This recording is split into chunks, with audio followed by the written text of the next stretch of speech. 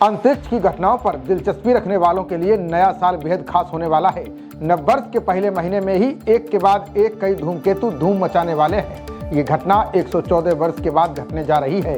ये इसलिए भी खास है क्योंकि इस अद्भुत नज़ारे को नंगी आंखों से भी देखा जा सकता है। आने वाले जनवरी के महीने में अंतरिक्ष में एक बड़ा रिकॉर्ड बनने जा रहा है। आमतौर पर पूरे साल 8 से 10 धूमकेतु पृथ्वी के नजदीक से गुजरते हैं। इनमें से एकाध धूमकेतु ही नग्न आंखों से दिखाई देता है, लेकिन जनवरी में आकाश में 3 धूमकेतु दिखाई देने वाले हैं। इसमें सबसे बड़ी बात यह है कि इनमें से तीनों ही बिना दूरबीन के देखे जा सकते हैं। खगोलविदों ने संभावना जताई है कि इसमें एक धूमकेतु तो इतना चमकीला होगा कि इसे दिन के प्रकाश में भी देखा जा सकता है। खगोलविदों के अनुसार 29P स्वास्थ्यमैन वॉचमैन नाम का धूमकेतु सुबह के समय उत्तरी गोलार्ध में दिखाई देगा। ये साल के पहले ही दिन दिखाई देगा। इसे स्पष्ट रूप से देखने के लिए संभवतः एक दूरबीन की आवश्यकता हो सकती है।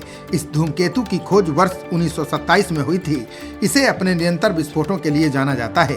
दूसरा 333P लीनियर धूमकेतु जनवरी के दूसरे सप्ताह में शाम को आकाश में दिखाई देगा।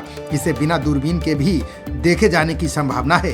2007 में खोजा गया ये धूमकेतु बृहस्पति परिवार से संबंधित है। तीसरा धूमकेतु C2024 G3 एटलस पृथ्वी और सूर्य के निकटतम होगा। इसे 13 और 14 जनवरी को चरम दृढ़ता पर पहुंचने की उम्मीद है।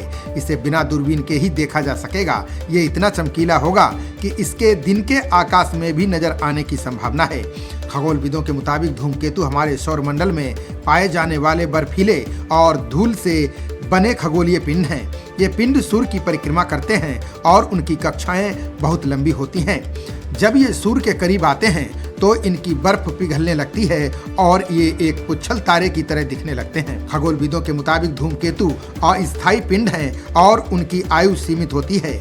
जब वे सूर्य के निकट आते हैं तो अपनी बर्फ खो देते हैं और धीरे धीरे वाष्पित हो जाते हैं। बता दें कि इससे पहले एक प्रसिद्ध हेल-बॉप धूमकेतु 1997 में पृथ्वी के पास से गुजरा था। इसके अलावा शूमेकर लेवी 9 धूमकेतु 1994 में बृहस्पति ग्रह से टकराया था, जिससे एक बड़ा विस्फोट हुआ था। 2011 में तेज चमक वाला लवजॉय धूमकेतु पृथ्वी के पास से गुजरा था। खगोलविदों ने धूमकेतु के अध्ययन को बहुत जरूरी बताया है।